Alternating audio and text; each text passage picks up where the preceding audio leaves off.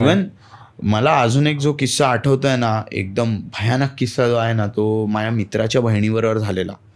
तर आपल्या ह्याच्यात तुला माहिती आहे ना, की आपण बोलतो की लग्न झालेलं म्हणजे हळद जितकं उतरत नाही तितकं बाहेर जायचं नाही. हो, बाहेर गेलं ते 4 लोकांना घेऊन ते हां, तर हे आपल्या इकडे पहिल्यापासून. तर हा किस्सा म्हणजे ती मुंबईत राहणारी, तिचं लग्न जेव्हा झालं ना, तर ती रत्नागिरीला, तिचा नवरा रत्नागिरीचा आहे, तर ती रत्नागिरीला शिफ्ट झाली. बरं. तर लग्न वगैरे झालं, ती गेली, सासरी गेली. आणि मला वाटतं एक आठवड्याभरानंतर सगळे म्हणजे हिचे आई वडील भाऊ वगैरे सगळे तिकडे जात होते तिला भेटायला गावी. तर हे लोक सगळे गेले, गावी गेले. तर तिला आहे ना तिचे घरचे बोलत होते की बाबा तू स्टेशनला जाऊ नको आहे ना पिक करायला वगैरे, तुझी हळद अजून उतरली नाही, लग्नाला जस्ट 7च दिवस झाले, जाऊ नको. तर ती काय ऐकायला तयार नाही. ती बोलली नाही नाही, आता माझा भाऊ आई वडील येत आहेत, मी नाही जाणार, बरोबर नाही त्यांना वाटत, घ्यायला जाते मी. घ्यायला जाते. आणि ही आणि हिचा नवरा दोघे निघाले बाईकनी. तर आहे ना तिकडे मला वाटतं पावस गाव आहे ते, पावसला. आणि तिकडे ना तो एक कुठचा तरी फाटा आहे का, एक मेन रोड आहे तो.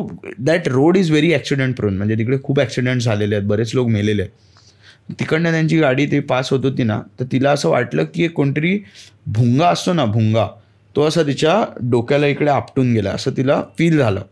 आणि तिला काय पहिलं वाटलं नाही. ती गेली स्टेशनला, घरच्यांना घेतलं, सगळ्यांना पिक केलं, घरी घेऊन गेली, सगळं व्यवस्थित. जसं जसं टाईम जायला लागला ना, जवळजवळ 1 आठवडा 2 आठवडे गेले, तिला आहे ना सारखं कोणतरी बोलवायचा, आवाज यायचा की कोणतरी बोलवत आहे, कोणतरी बोलवत आहे. म्हणजे ती इतकी वेडी झालेली ना की ती घरात बसायची, टी व्हीचा आवाज फुल व्हॉल्यूम करायची आणि बसायची. आणि ती कुठेही गेली तिला सारखं कोणतरी बोलवत आहे, कोणतरी बोलवत आहे, तिचं लक्षच नाही लागायचं.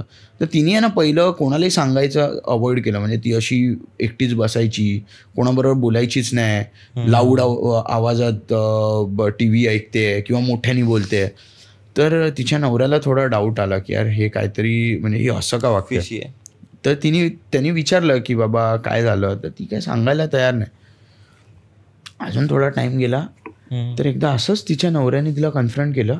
तर ती पुरुषाच्या आवाजात बोलायला लागली की तू मला नाही बोलायचं, मी काय केलं पाहिजे, तू कोण मला सांगणारा, मी कोण नाही आहे तुझा, तू निघून जा इकडनं, तू कोण. आणि असं प्रॉपर पुरुषाच्या आवाजात ती बोलायला लागली. तेव्हा ह्याला कळलं की काहीतरी गडबड आहे, आता हे मजबूत मोठा सीन झाला आहे. आणि ते म्हणजे कंटिन्युअसली तिचं इतकं वाढलं की नंतर तिला लिटरली पॉसेसच केलेलं. पहिलं तिला आवाज यायचे, नंतर मग ती पूर्ण तिला. तर आता काय करायचं, मग ह्यानी मग ते तिकडे जे कोण पुजारी वगैरे, तांत्रिक वगैरे, त्यांना बोलवलं, कोणतरी होते त्यांच्या ओळखीचे, आणि त्यांना हे केलं की बाबा काय झालं बघा, काय करायचं. तर त्यांनी ते सगळं हे केलं, म्हणजे होम वगैरे केला आणि काहीतरी केलं, पूजा वगैरे. आणि त्याच्यानंतर आहे ना त्यांनी त्या भूताला बोलवलं, म्हणजे तो जो आत्मा होता ना त्याला बोलवलं. तर तो म्हणजे ती बोलते आहे पुरुषाच्या आवाजात. आणि म्हणजे त्यांनी विचारलं की बाबा तू का हिला त्रास देतोय, म्हणजे तुझं काय असं हे, हिची काय असं चुकी नाही, काय नाही, तू का त्रास देतोय. तर तो बोलतो की माझी इच्छा नाही आहे हिला त्रास द्यायचा. माझं म्हणजे तो बोलतो की मी दादरचा मुलगा आहे. बोलतो माझे वडील ॲक्सिडेंटमध्ये गेले आणि माझा पण ॲक्सिडेंट झाला. माझी आई एकटी राहते दादरला. फक्त तुम्ही जा आणि तिला भेटा आणि तिला सांगा की तिचा मुलगा ठीक आहे. आणि बोलते की जेव्हा पण तुम्ही घरात जिलेबी बनवाल तर माझ्यासाठी जिलेबी ठेवून देत जा. बोलतो मी जातो, मला फक्त एवढंच करायचं. हिच्या घरचे म्हणजे हिचे वडील, हिचा भाऊ आणि दादरला गेले. त्यांनी जो ॲड्रेस दिला तिकडे तो मुलगा ॲक्च्युली होता ज्याचा ॲक्सिडेंट झालेला त्या पावसच्या नाक्यावर बाईकचा. आणि त्याची आई तिकडे एकटी राहते. बापरे. हा सीन झालेला तिच्याबरोबर.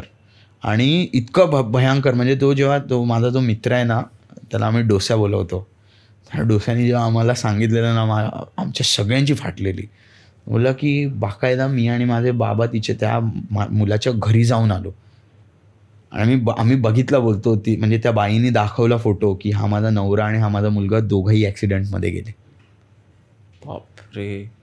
आणि मग त्यानंतर ते लोक त्यानंतर मग ते जेव्हा सगळं ते झालं, मग त्याच्यानंतर कधी तो सीन नाही झाला. आणि अजून पण नाही, म्हणजे अजून आता ती वाडीत वगैरे येते. तिची आता एक मुलगी 11वीत आहे, एक मुलगी 8वीत आहे. हां, म्हणजे तिचं जस्ट लग्न झालेलं, म्हणजे जवळजवळ या गोष्टीला आता 10-15 वर्ष झाली. हो, जास्त.